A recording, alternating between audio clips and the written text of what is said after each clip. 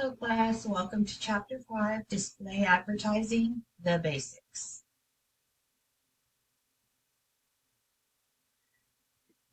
This lecture will cover understanding why display is the second largest channel of digital marketing by revenue, experiencing new growth due to better targeting methods, media, and mobile growth, how display started as the basic banner ad but has evolved into rich media and video units providing more engagement and interactivity,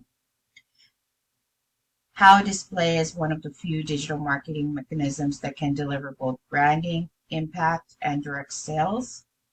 Know how display advertising works. Planning an ad campaign involves identifying your audience, selecting the appropriate publishers, and developing creative assets. Also to see how digital display options are standardized by the IAB for the industry, providing standard ad sizing and best practices for rich media, interactive techniques, and native ads. We're also going to look at how we can understand ad exchanges and ad networks, and exchanges exist to facilitate transactions between two sides of the marketplace, advertisers and publishers, and make money on the transactions. Ad networks typically act on behalf of buyer or seller, facilitating best return on investment. We're going to look at creative best practices, including integrating maps, calendars, leads, and other functionality into ads, sound, and video, interactivity and engagement, and other rich media techniques. The most important thing in good creativity is testing a variety of messages and approaches to yield best results. Targeting is the key to effective and efficient advertising in display, using demographic and behavioral research to identify potential customers. So, let's move on. These are the key terminology we want to remember: impressions, view through, attribution and engagement, ad exchanges, ad networks, IAB and IAB standards, viewability and targeting, retargeting, and remarketing. So I think some of the newer ones that we're going to look at will be view through, and then of course IAB and IAB standards. I'm sure a lot of you already know what impressions would pertain to, as well as ad exchanges, ad networks, viewability and targeting. We know that's how well your target market is able to view your ad, and then targeting the correct segment of the market you want to target. Retargeting and marketing, pretty straightforward.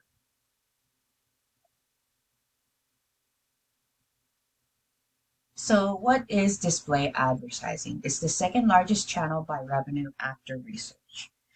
It's been revitalized thanks to social and mobile video and programmatic.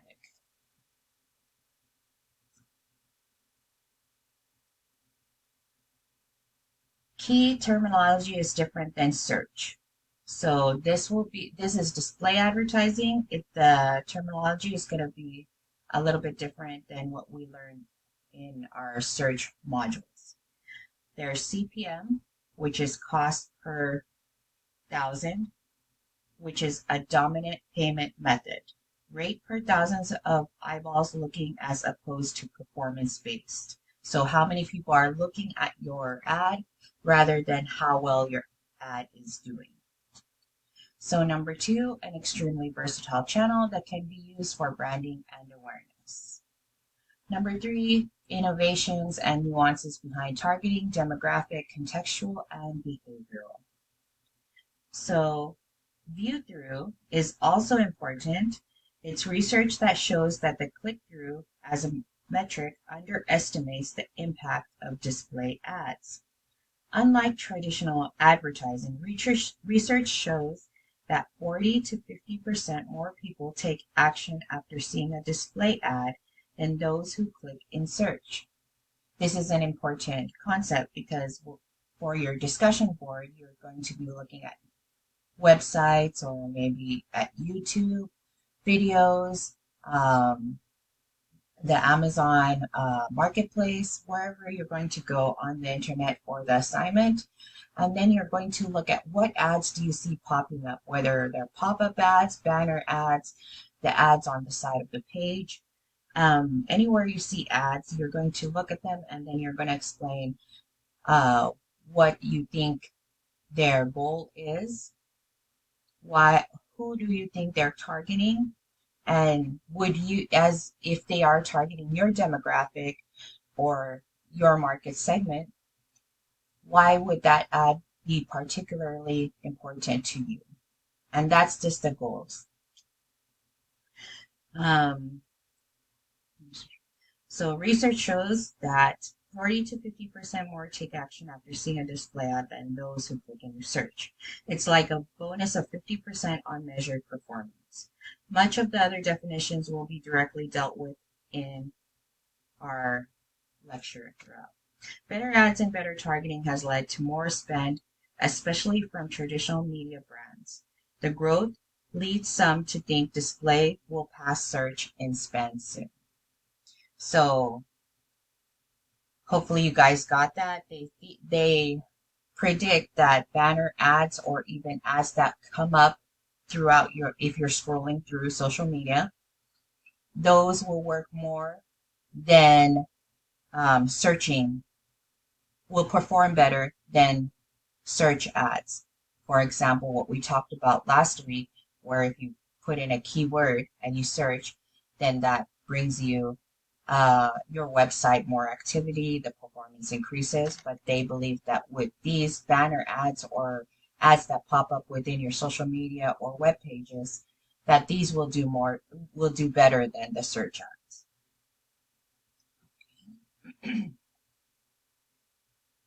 So this is just showing how they project display advertising to do. It is the second largest channel. Growth projections. This is from 2014 to 2019. And as you can see, this is search marketing, display advertising, this is what we're talking about in this section. Then social media, and then email marketing. So you can see that some of those growths, it looks consistent, but you can tell which ones are taking off a little higher than the others. And then this is just a graphic showing market size by ad format. So here's your key. The dark, we'll say this is maroon, is for search. Red is for mobile. Bright red is for banner. Pink is for video. And then orange is for other. So in the fourth quarter in 2016, they were making a total of $21.6 billion on ads. And the formats that were making most of the money on ads was, as you can see, red, so mobile. And then comes the rest of them. But as you move over to quarter four the year before, you can see how it was maybe less than 10% growth between these 2 years, as you can see. But with video staying at 7% and others staying at 6%. So the growth in both mobile and search ads as well as banner ads, you can see that they have grown within like less than 10%.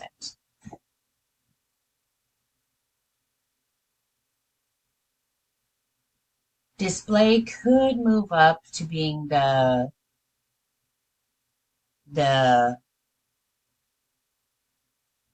advertising method that creates more profits for your company or more visibility of your website and the products that you're selling. So between 2014 and 2019, you can see how display was down here, but it's significantly growing. And since this is 2019, we're 5 years ahead, you can assume that its growth is increasing. And just think about that. When you are looking through or scrolling through your social media, do you ever see something that maybe you were searching on Amazon for, or maybe on a retail, you were looking for shoes and you were looking on Nike, and all of a sudden there's a ad that pops up in between your scrolls that's about a Nike shoe or a Nike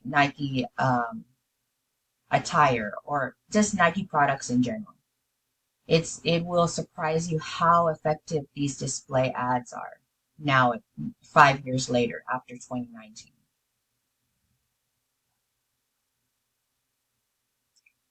This is an example of the first online banner ad.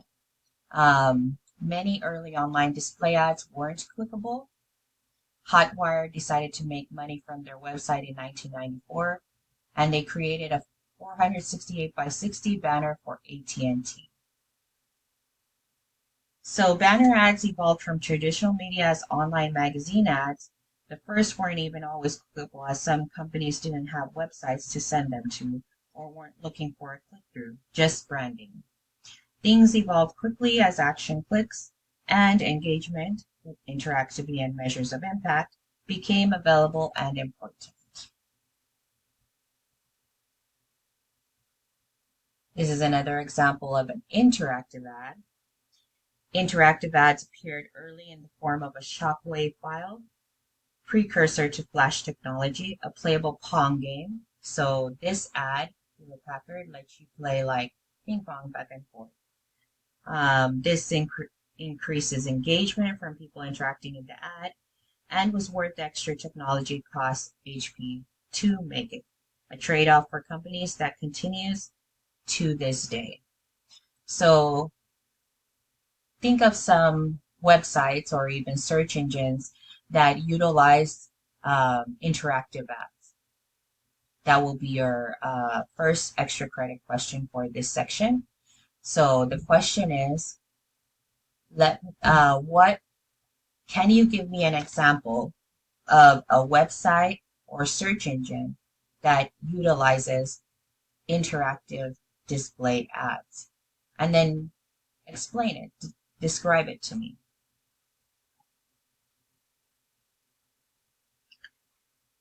So, evolution of the ad tech landscape. The early ad ecosystem was simpler and much smaller. Advertisers bought ads from publishers to reach consumers, and ad operation players like early entry DoubleClick, using its proprietary dark technology, taking advantage of cookies, provided trusted third-party services such as servers, trackers, and reporting authorities. Ad market was a relatively small pie split between a few industry segments with a handful of players. And of course, talking about DoubleClick technology. So at that time, there was only three parts: ad agency, ad serving, and ad operations. As it moved on, there were more players and more pieces of the pie. As more players, particularly ad networks, began to enter the market, the ecosystem and tracking and monitoring became more complex. Making sure the ads were seen by the right people and tracked through more advanced analytics was tougher, as were tracking to ensure things were properly served, charged, and compliant with new regulatory provisions. So as these different participants came into the arena, it required companies to add on to their digital advertising ways to measure and analyze the performance. And now you can see today we've entered a world with lots more money at stake, much more complexity, and more of everything. Pricing methods, creative types, exchanges, and networks, and of course, real-time programmatic bidding. New tech players emerge constantly to help optimize parts of the value chain. Demand-side providers, DSPs, to help optimize the buy side, and yield optimizers on the sell side to help publishers make the most money from their inventory. So they're developing new technologies to improve market efficiencies and drive costs lower, which is creates a much bigger piece of the pie.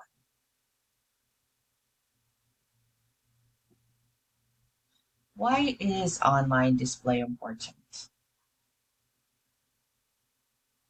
So display has the highest impact branding ads and most novel ways of targeting and buying the right audience, so growth is booming as traditional advisors meet their customers online. So display will grow at a faster rate than search. Video display ads are growing at a 29% CAGR. Display is one of the few online mechanisms which can consistently deliver branding impact as well as direct sales. It's the easiest medium for clients to understand, the perfect medium to drive engagement and brand equity, and it's expected to be driven more quickly as clients move marketing budgets online. And today we know that most companies are increasing their budget to for marketing online instead of maybe billboard marketing, radio marketing, television commercial ads. They're they're moving towards creating more visibility online.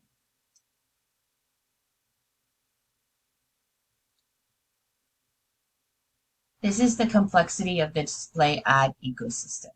So if you look at this, you can see this chart illustrates the complexity of the ecosystem today that collectively accomplishes all these wonderful things. Um, Key points to remember: complexity makes attribution hard and fraud difficult to track.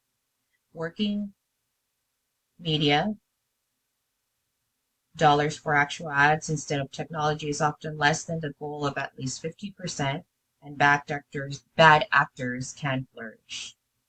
So, although this is a complex network for the marketers to get to the publisher and to people, it also can, because of this complex network, it can create a very easy way to hide those bad actors. And when we talk about bad actors, the ads that are not really ads, but are either tracking software for more negative reasons, not for marketing at all, just to lead you to tracking software that can track either your activity and potentially your identity. And we've seen a lot of those things happen recently, especially with the CrowdStrike.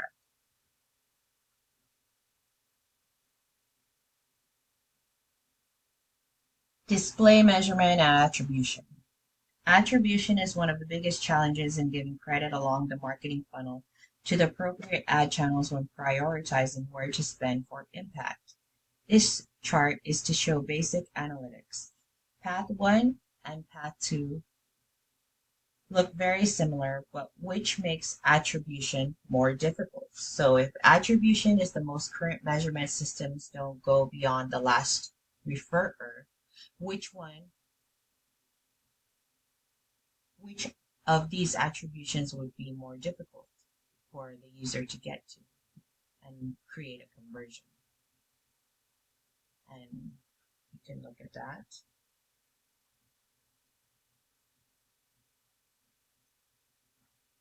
The display measurement funnel, measuring impressions and interactions. It's also questionable whether clicks are the best measure of impact. Companies like Moat have delivered have explored other engagement and attribution measures to demonstrate display effectiveness. So this is Moat, how it analyzes either the in-view impressions, in-view time, and they're choosing to analyze different types of uh, measurements on your ads instead of just choosing how many clicks um, per viewer, per second, per day. Um, they're looking at other ways they can measure the effectiveness of your ad.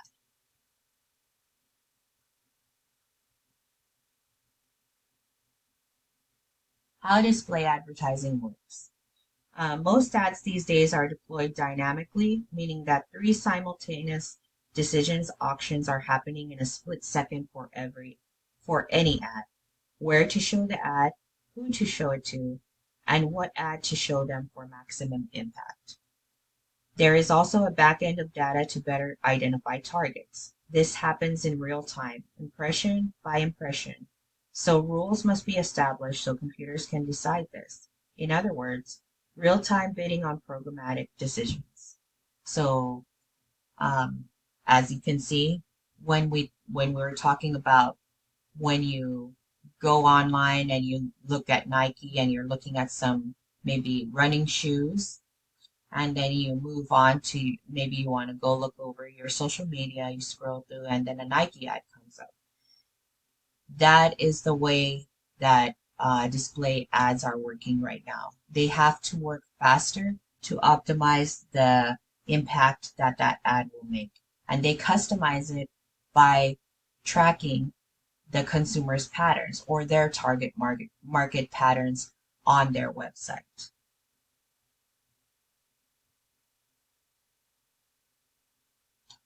So ad standards and the IEB. So in the beginning, we had the terms, the keywords and vocabulary. The Interactive Advertising Bureau empowers the media and marketing industries responsible for selling, delivering, and optimizing digital advertising or marketing campaigns. The trade group fields critical research on interactive advertising, educating brands, agencies, and the wider business community on the importance of digital marketing. In affiliation with the IAB Tech Lab, it develops technical standards and best practices. So that would be the IAB standards. So if you're looking for the definition for IAB, this is your slide to look at. So these standards were created to make sure advertisers would create an ad once and use it everywhere, encouraging industry growth. Without them, it would be like having to create a different TV commercial for every channel. It would make mass campaigns much harder. These standards have evolved, but 4 to 6 have been widely adopted and have the most inventory, leading to a common commoditization. Digital display options. IAB standards first introduced in 2003, and that's 11 years ago. Or no, more than 21 years ago. Yeah, 21, 20, over 21 years ago. So these are the options that you could choose, how big you want your ad to be, where you want it to be placed. This is what you would be given. How do you want your ad to look, to show up on a website?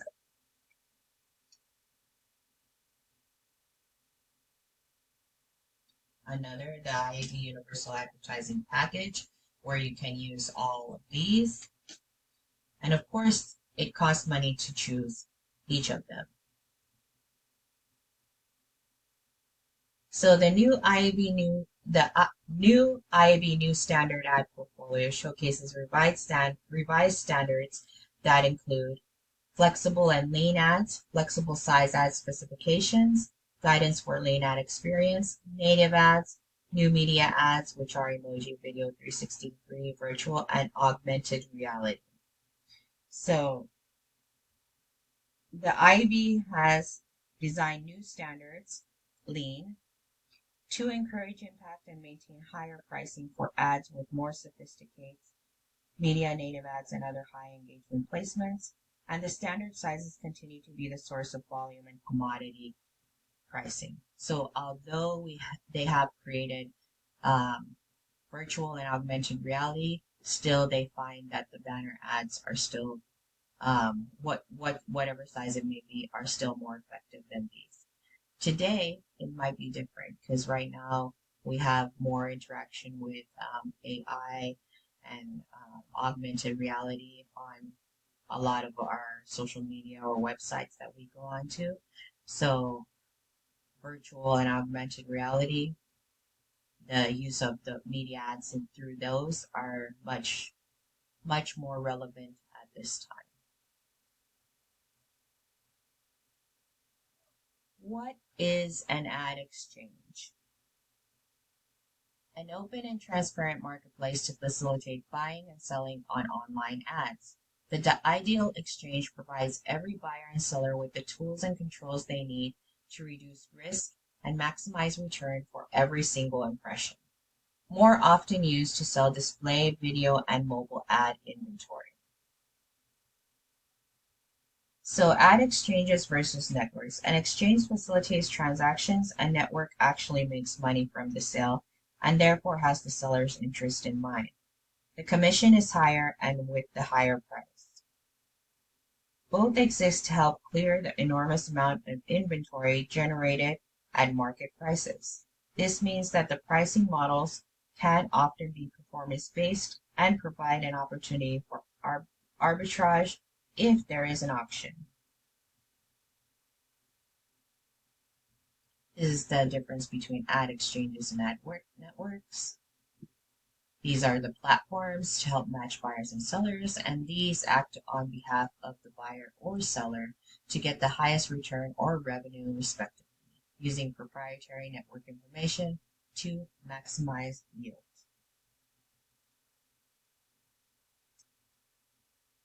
This is going more into who benefits from ad exchanges. As much as 80% of a site's ads goes unsold. Exchanges help maximize the yield on ad inventory by enabling sites to sell more of it and at a higher price. Buyers struggle to find enough of the best inventory. An advertising exchange brings together multiple sellers of inventory, including ad networks, so buyers can access and target the inventory that meets their campaign. This is a graphic on display pricing models by type, the hybrid, CPM, cost per, let's see this, cost per thousand.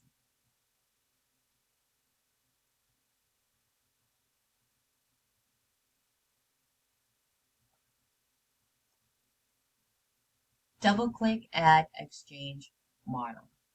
In a survey conducted by Forrester Research Inc., 72% of online advertising professionals who are not already using an ad exchange indicated that they intend to do so soon.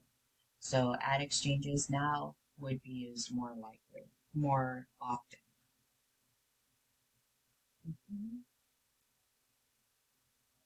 So we'll go ahead and look at this video.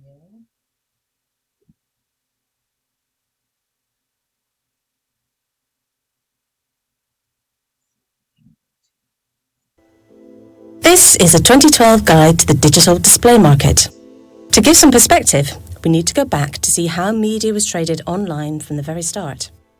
Back then, there was an advertiser, or an agency representing an advertiser, who would buy ad space on a website.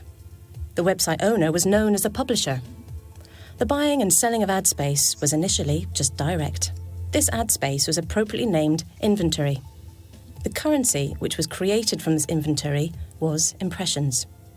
The advertiser, or agency, bought impressions in the thousands. They then created the ads and filled the space.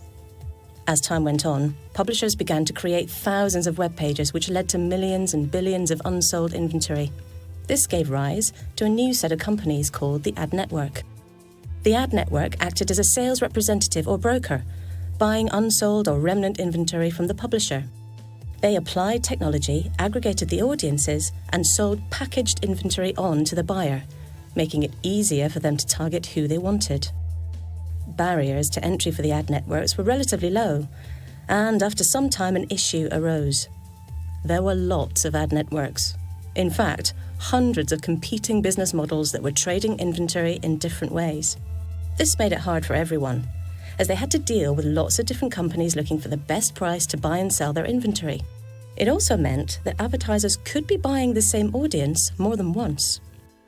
There was a desperate need for more efficiency, which gave rise to a brand new business model called the ad exchange.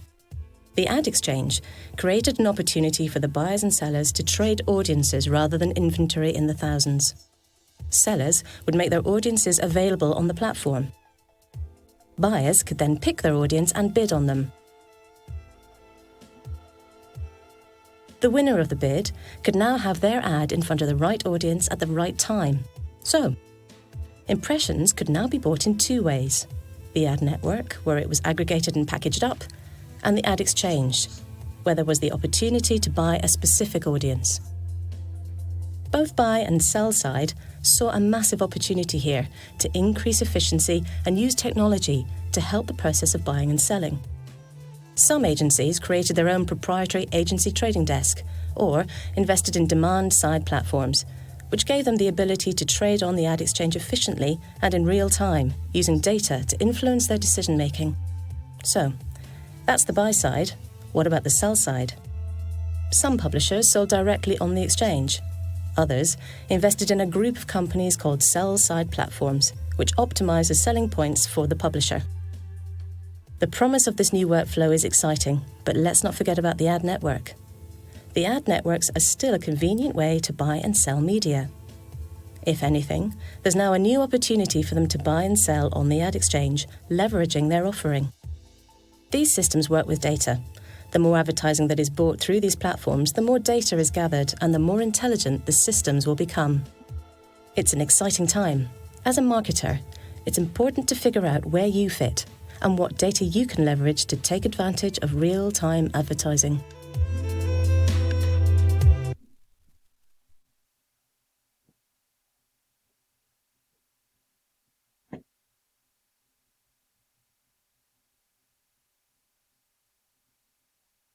So back to our lecture.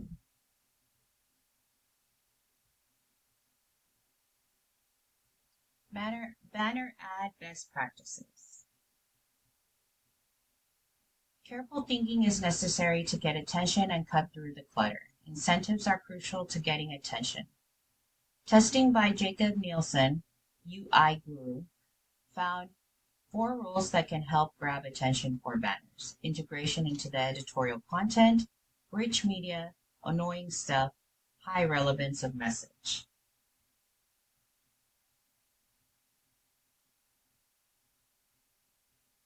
These are a few of the rich media examples.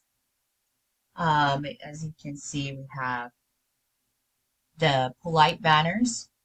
Allow the campaign banner to be almost unlimited file size as a small image file is shown during the site loading, and only after the site has fully loaded does the rich media banner load in its place.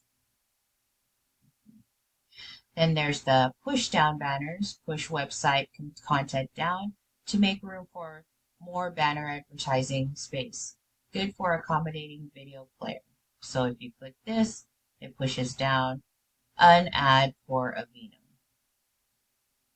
Oops, I'm sorry. Floating expandable ads are similar to pushdowns, except as noted, they cover up website content rather than move it out of the way. So,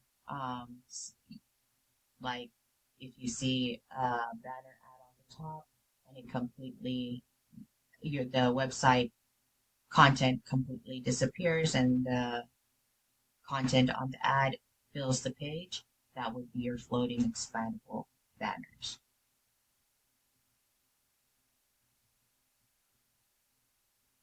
Impact intrusion matrix. You don't have to annoy to be effective. Although annoying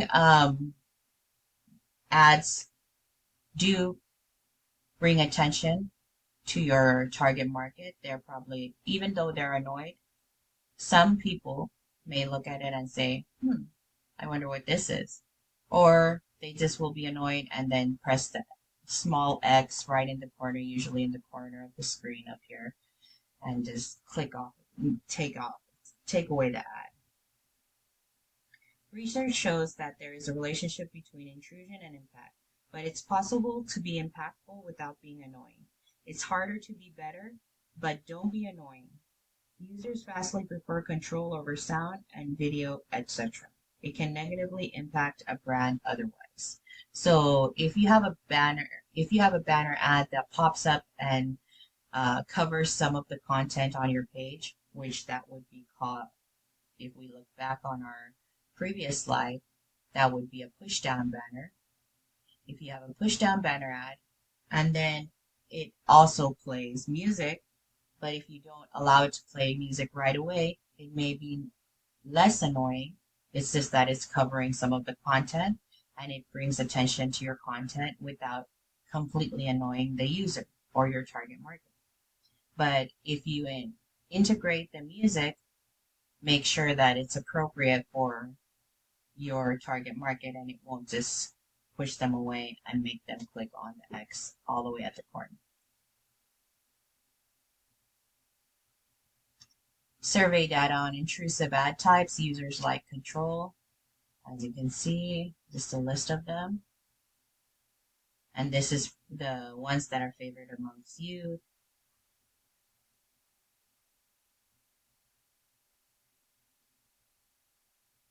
And then now we're going to shift to creative. The first topic is viewability.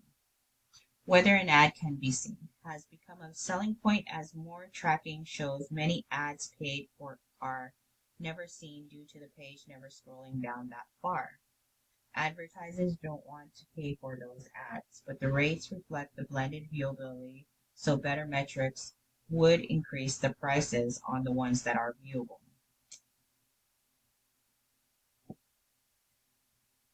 Using rich media features in a relevant way can cut through the clutter and improve the performance. Look at the IKEA ad, which jams the whole store into a small space, reinforcing their message.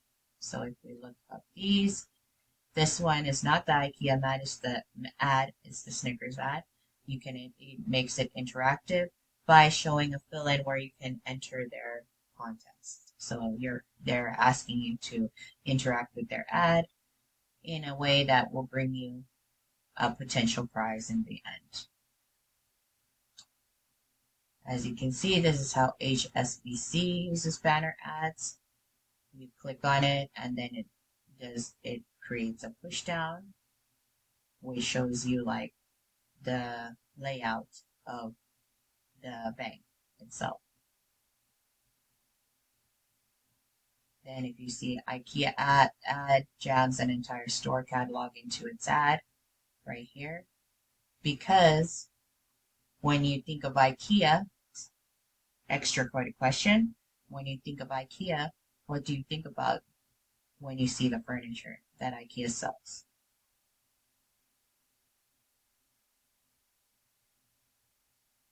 Targeting online can take the work brands have done, understanding the customer through personas and target these customers directly online, segmenting them using a wide array of variables, not just broad audiences with a lot of the target attributes like a mass media campaign. Think TV, magazines, or direct email. Or direct mail, I'm sorry. Provides deeper levels of segmentation. So think back on your principles of marketing class, if you took it, or if you took marketing in high school. Think about how you segment a market, your target market, and then see how it's moved to breaking it down even more. So this would have been our lifestyle segmenting. And then if you segment it down more into smaller segments, you see that you can target more specifically to the exact market segment you're trying to look for.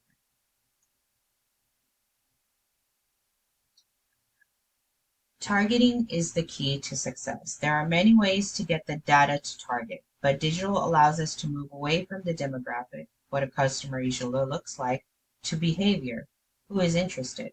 Our targets aren't people who look like X, but they are people who want to buy from us. Digital allows niches to be reached, so which in turn creates a long tail. So before we used to think, okay, so we look at consumers through, we visualize them as they would look in ideally, and I'm not saying exactly, ideally. So if you're looking to market to a young couple with toddler age kids, So you have this idea in your head. So when before you're just looking for that visualization, the one that you have described. But nowadays, people are not having their kids right away in their early 20s, even in their 30s. They're waiting till later after they complete their careers due to any number of reasons. So now the idea of marketing to people who have toddlers or parents with toddlers, that you wouldn't actually see a young couple with toddlers. You'd see the different age groups. It would not just be young couples. It would be middle-aged couples. So it's different now. It's more exact because you're looking specifically at their patterns without clouding your judgment with a visual picture.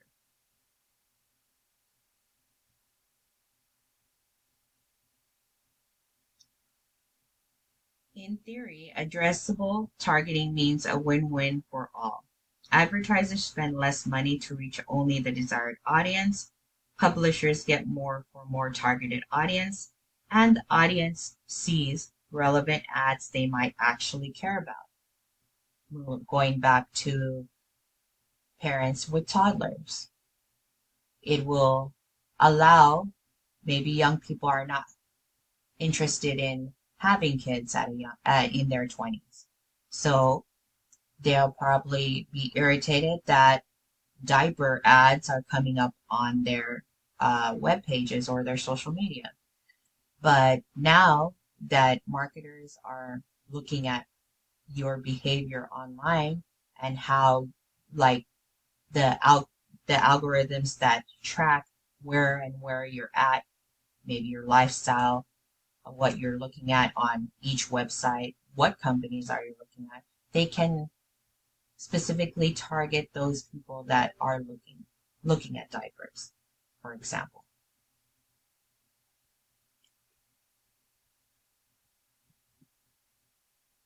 Retargeting and remarketing. So one great example of targeting behavior is retargeting, following someone who showed up at a store or site once with relevant ads. It's a high return on investment ROI method on a small population.